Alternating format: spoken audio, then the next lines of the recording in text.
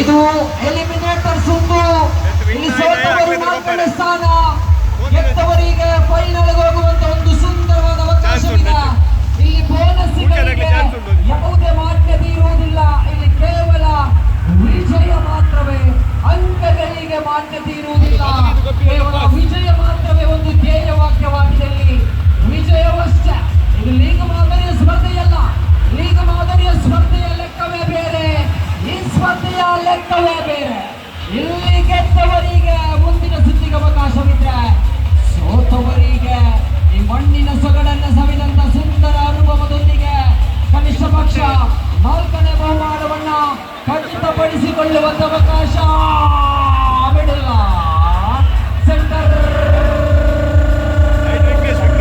ಐಲ ಐಲ ಐಲ ಐಲ ಐಲಶ್ರೀ.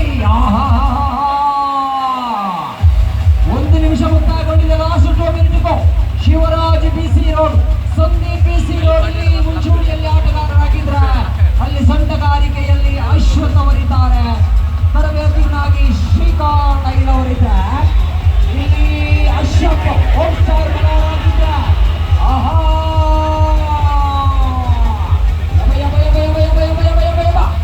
ಅಂಬೂರಿ ಅಂಬೂರಿ ಅಲ್ಲ ಅಲ್ಲ.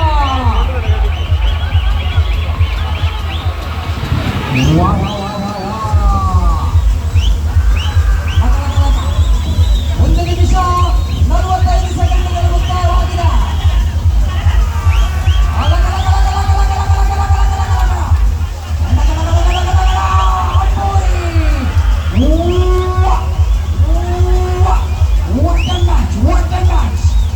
This is the third one. Last 1 minute to go. Ambori says, Anna.